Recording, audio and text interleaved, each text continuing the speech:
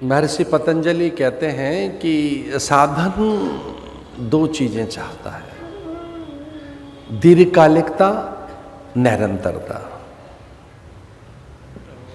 कोई साधन तभी फलीभूत होते हैं जो लंबे समय तक किए जाएं और निरंतर, अबाध, अविच्छिन्न। साधना में गतिरोध तो होता रहेगा, लेकिन साधना खुर्द बुर्द न हो जाए, खो न जाए। कुछ लोगों के नित्य नैमित्तिक कर्म, साधन कर्म तो चलते रहते हैं, पर साधना खो जाती है। कुछ लोगों के जीवन में नित्य कर्म रहते हैं, नैमित्तिक कर्म, लेकिन साधना खो जाती है उनकी। नित्य कर्म नहीं है साधना, जो नित्य कर्म है उनसे अलग है साधना। साधना का मूल संयम है, सदाचार है। साधना तभी आरंभ होगी जब तप होगा, और तप सत्य से आरंभ होता है। सत्य, अस्तेय, ब्रह्मचर्य, अपरिग्रह, अहिंसा, शौच, संतोष, तप, स्वाध्याय, ईश्वर प्राणिधान, ये यम और नियम के बिना साधन होगा नहीं। एक बार भूपत मन माई, भय ग्लानि मोरे सुत नाई। वृद्धावस्था निकट है। पूर्व की स्मृति आ गई दशरथ के भीतर से। कुछ ऐसा आया कि मैंने पूर्व काल में कोई कामना की थी, कल्पना की थी, कोई मेरा तप था, कोई मेरा व्रत था, पूर्व काल की मेरी कोई अभिलाषा थी। हृदय में से अभिलाषा जागृत हुई। पूर्व काल में कुछ सोचा था मैंने। स्वप्न में हमारा पूर्व काल प्रकट होता है।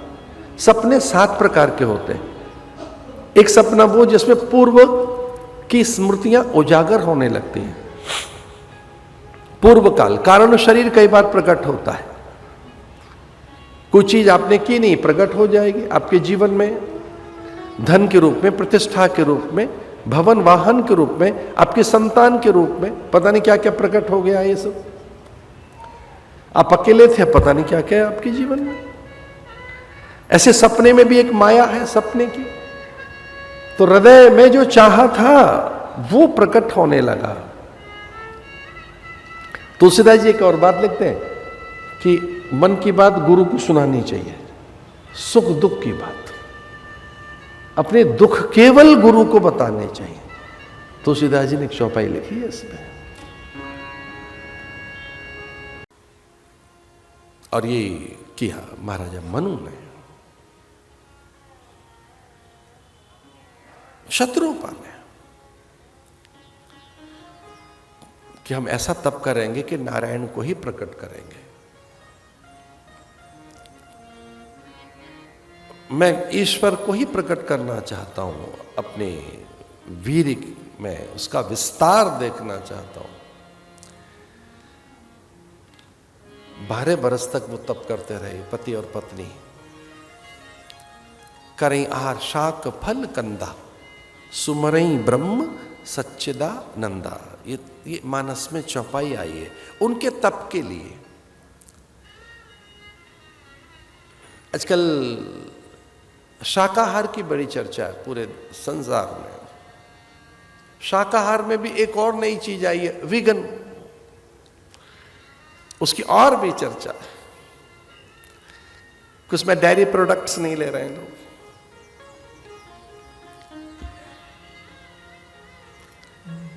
अरे भैया, हमारे भगवान कृष्ण तो गाय का दूध पीकर ही कहां पहुंच गए। वो तो ग्वाला गोपाल, उस जैसा अजेय पुरुष, पूर्ण पुरुष, सनातन। चलो किसी कारण से ऐसा है भी तो उसके पीछे विविध विकृतियां हैं। पूरे संसार में इस बात का हल्ला मचा है कि गाय केवल एक ही देश में रहती है और जगह नहीं। गाय के नाम पर अन्य पशु हैं, वो गाय भारत में रहती है और कहीं नहीं। ये पूरे संसार भर में हल्ला है। या एक देश ने हिम्मत की, ब्राजील ने, वो सारी भारत की गाय लेकर वहां पहुंच गए। अन्य नस्ल की गाय पर मृत्यु दंड है वहां पर। अन्य नस्ल की गाय पर। उरुग्वे में 24 घंटे में हैंग कर दिया जाता है आदमी। उरुग्वे नाम की छोटी सी कंट्री है। अगर भारत की गाय के इतरवा को दूसरी गाय किसी के पास भी है, 24 आवर्स में हैंग कर देते हैं उसे। और मैं कहानी किस्सा नहीं सुना रहा, सत्य घटना है ये। तो जो विगन की बात आई है उसके पीछे भी कोई बात यही है कि उस दुग्ध ने, घृत ने, उन पदार्थों ने कई मानसिक विकृतियां पैदा की हैं। इसी लोगों को लगा कि नहीं, फिर हमको विगन होना है, शाकाहार। तो ये वेजिटेरियन जो हैं लोग, शाकाहारी हैं, जानना चाहोगे क्या है? करैहार शाक फल कंदा। कंद, फल, शाक, ये 3 चीजें अलग अलग हैं। जब आप वेजिटेरियन होने की बात करते हैं तो ये 3 चीजें बिल्कुल अलग हैं। शाक, फल और कंद। कंद किसे कहेंगे? जो धरती के नीचे है। फल और शाक।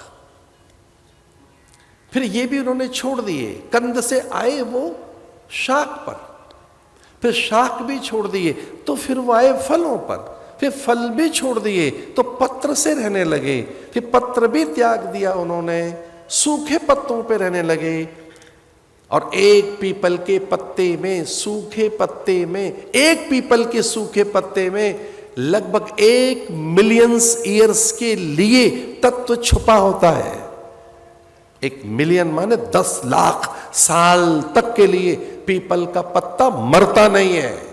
सूखा पत्ता, मैं गीले पत्ते की बात नहीं कर रहा, मैं तुलसी पत्र की बात करूं तो मिलियंस ईयर्स उसके द्रव्य, उसके रसायन बनी रहती है। विज्ञान कह रहा है इस बात को। तो सूखे, पहले तो कंद छोड़े, फिर शाक पर आए, फिर फल छोड़कर पत्र, पत्र से भी सूखे पत्र, और फिर वो जल के आधार पर रहने लगे। जल से फिर वायु के आधार पर रहने लगे, और वायु का भी आधार त्याग कर वो आत्म तत्व में लीन हो गए, और फिर नारायण प्रकट हुए। इतने नैसर्गिक हो गए, इतने प्राकृतिक हो गए, पवन के साथ एकीकृत हो गए, धरा, अंबर, अग्नि, जल, वायु के साथ, आत्म तत्व के साथ भगवान प्रकट हुए। उर अभिलाष निरंतर होई, देखो नयन परम प्रभु सोई। उसे अपनी संतान बनाना है, हट हो गई, एक प्रकार की जिद बन गई। उस व्यक्ति की हट बन गई जो पूरी धरती का शासक था, स्वामी था। उसने कहा उत्तम कोटि की संतान नहीं पैदा कर सका, एक बार एक उत्तम कोटि की संतान पैदा हो, ये हट है मेरी। पति पत्नी हट करने लगे। तो जैसे मैंने कहा, कंद छोड़े, फल पर आए, फल छोड़े, पत्र पर, पत्र छोड़े, सूखे पत्र, जल, वायु और आत्म तत्व के साथ भगवान प्रकट हो गए थे।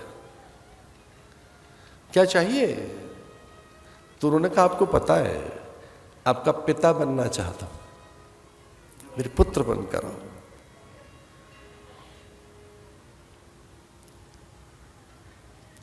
यद्यपि वो काम शून्य हो गई थी,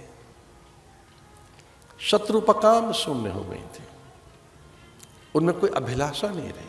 तब के बाद उनमें कोई आग्रह नहीं रहा,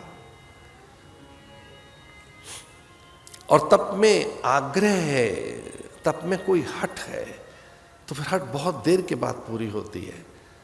शत्रुपा की हट चली गई थी, शत्रुपा में कोई आग्रह नहीं था।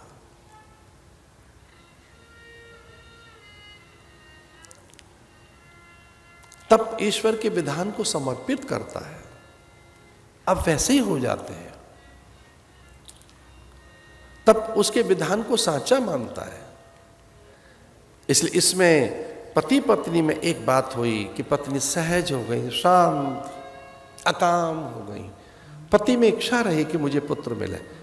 भगवान ने आदेश दिया, दशरथ बनोगे तो पुत्र मिलेगा, जाओ। जब दशरथ बनोगे, ये कौशल्या बनकर आएंगे, मैं आंगन में आऊंगा। तो दशरथ थे ये। मन